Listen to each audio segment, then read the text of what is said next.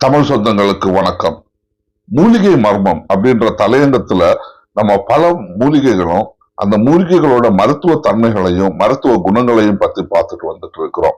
அந்த வரிசையில நாம இன்னைக்கு பார்க்க போற இந்த மூலிகை எவ்வளவு அழகா, எவ்வளவு மஞ்சள் நிற பூக்களோட எவ்வளவு ரம்யமா இருக்கு பாருங்க. இந்த செடி நம்ம தோட்டத்துல இருந்தா எவ்வளவு அழகா இருக்கும். இப்படிதாங்க பல மருத்துவ தன்மைகள் கொண்ட மூலிகை செடிகளை அதோட அருமை பெருமைகளை நமக்கு தெரியாம வெறும் அழகு செடியாகவே பார்க்கப்படுது.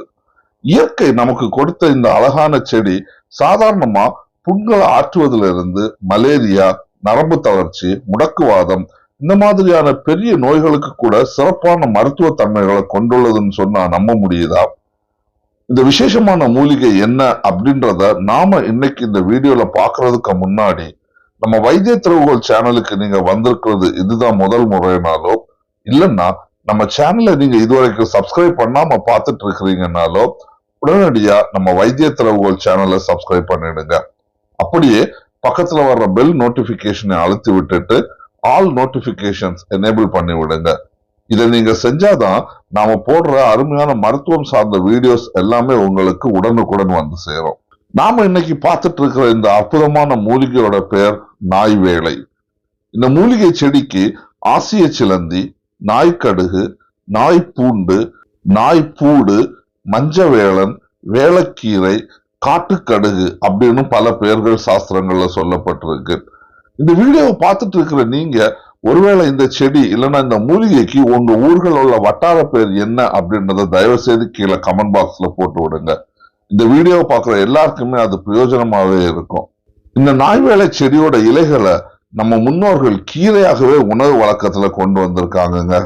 இந்த நாய்வேலை கீரையோட நல்ல வேலை, காணாவாழை, மூக்கரட்டை, சாறு வேலை இந்த மாதிரிப்பட்ட மூலிகைகளோட கீரையை சேர்த்து அதை ஒரு கூட்டு மாதிரி நெய்விட்டு சாப்பாடோட சாப்பிட்டு வந்தாச்சுன்னா வாயு சம்பந்தப்பட்ட சகல பிரச்சனைகளையும் தீர்க்கும், பசி தீபனத்தை அதிகப்படுத்தும், பெண்களுக்கு மாதவிலக்கினால் உண்டான உதிர சிக்கலை வெளியாக்கும். சில பேருக்கு பாத்தீங்கன்னா இந்த கட்டிகள், நாள்பட்ட கட்டிகள் இருக்கும், அது லேஸ்ல உடையாது. அந்த மாதிரிப்பட்ட கட்டிகள் உள்ளவங்க இந்த நாய்வேலை செடியோட இலைய மட்டும் எடுத்து அதை நல்லபடியா மஷி போல அரைச்சி அந்த கட்டிகளுக்கு மேல வச்சு கட்டி வர அந்த கட்டிகள் உடனடியா உடைஞ்சு அந்த தண்ணி நீர்கள் எல்லாமே வெளிவந்துடும். ஒரு விதமான கார்ப்பு சுவையை உடைய இந்த மூலிகை அதிகமான நுண்சத்துக்களை கொண்டது. குறிப்பா அதிக அளவிலான வைட்டமின் ஏ, வைட்டமின் சி சத்துக்கள் மற்றும் சுண்ணாம்பு சத்து, இரும்பு சத்து அதிக அளவுல கொண்டிருக்கு. வைட்டமின் சி பற்றாக்குறையினால அலோபதி மருத்துவத்துல ஸ்க்ரூவி அப்படின்னு ஒரு விதமான நோய் உண்டாகும். இதோட ஒரு விளைவா பல் ஈறுகள் நோய்வாய்ப்பட்டு பலம் இழக்க ஆரம்பிக்கும். இந்த மாதிரியான நோய்க்கு மேற்சொன்ன இந்த நாய்வேலையோட இலைகளை மட்டும் கஷாயமா போட்டு குடிச்சு வர இந்த நோய் முழுவதுமா தீரும். இந்த கீரைக்கு பசிய தூண்டுற சக்தியும் உண்டுங்க. இந்த மூலிகையோட கஷாயம் பெருங்குடல்ல வேலை செஞ்சு வயிற்றுப்போக்க கட்டுப்படுத்த வல்லது. ஜீரண மண்டலத்திலையும் இந்த கஷாயம் நல்ல வேலை செய்யுது. அது மட்டுமல்ல, இந்த மேற்படி கஷாயத்தை குடிச்சு வர முடக்குவாதம், மேகவெட்டை இந்த மாதிரிப்பட்ட நோயும் தீரும். இந்த செடியோட இலைகளை மட்டும் அரைச்சு இந்த புறையோடைய புண்கள், சொறி, சிரங்கு, அக்கி இந்த மாதிரிப்பட்ட நோய்கள், இந்த மாதிரிப்பட்ட சரும பிரச்சனைகள்ல உள்ளவங்களுக்கு மேலோட்டமாக பூசி வர முழு தீர்வு கிடைக்குதுங்க. இந்த நாய்வேலை செடியோட இலைகளை மட்டும் பெண்கள் பச்சையா சுமார் ஒரு வாரம் சாப்பிட்டு வர குடும்ப வாழ்க்கையில உள்ளவங்க கர்ப்பம் அடைவதற்கு அதிக வாய்ப்புள்ளதா நம்பப்படுது. பெண்களுக்கு மாசவிலக்கு காலத்துல அதிகமான உதிர சிக்கலை இந்த மூலிகை சமன்படுத்துது. இந்த செடியோட இலைச்சாறை எடுத்து அதோட சம அளவு நல்லெண்ணெய் விட்டு அதை காய்ச்சி சுத்தமான துணியில வடிகட்டி காதுகள்ல 2 சொட்டு விட்டு வர காதுல இருந்து சீல் வடிகிற பிரச்சனை முழுவதுமா தீரும். அது மட்டுமல்ல, இந்த இலைய மட்டும் எடுத்து அதை நல்லா அரைச்சு அதுல இருந்து சாறை எடுத்து ஒரு 2 துளி சாறை காதுகள்ல விட்டு பஞ்ச வச்சு அடைத்து வர காது வலி முழுவதுமா மாறும்.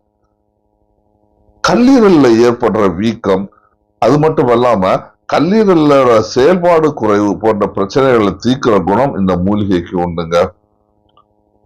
இதோ இந்த மூலிகையோட காய் பாக்குறீங்க இல்லையா, காஞ்ச இந்த காய்களுக்கு உள்ளாடி இருக்கிற விதைகள் இதோ பாக்குறோம் இல்லையா, இந்த விதைகளை தான் நாய் கடுகு அப்படின்னு சொல்லப்படுது. இந்த நாய் கடுகை சேகரிச்சு அதை நல்லா காய வச்சு அதை இடிச்சு பொடி பண்ணி ஒரு 1/2 கிராம் பொடியை நாட்டு சர்க்கரையோட சேர்த்து காலையிலயும் சாயங்காலமும் ஒரு 2 நாட்கள் மட்டும் சாப்பிட்டு வந்துட்டு 3ஆவது நாள் பேதிக்கு விளக்கெண்ணெய் கொடுத்து போக குடல்ல கிடக்கிற சகல விதமான குடல் புழுக்கள், நாடா புழுக்கள், நொச்சி புழுக்கள், இந்த மாதிரிப்பட்ட எல்லா புழுக்களும் மலத்துல வெளியேறிடும். அது மட்டுமல்ல, இந்த நாய் கடுகை பாகப்படி நல்ல துவையல் மாதிரியோ இல்ல சம்மந்தி மாதிரியோ சாப்பாட்டோட சாப்பிட்டு வந்தோம்னா இந்த வாத ரோகம், அப்புறம் இந்த பெண்களுக்கு உண்டான உதிரச்சிக்கல், பசியின்மை போன்ற பிரச்சனைகள் குணப்படும். நல்லதுங்க.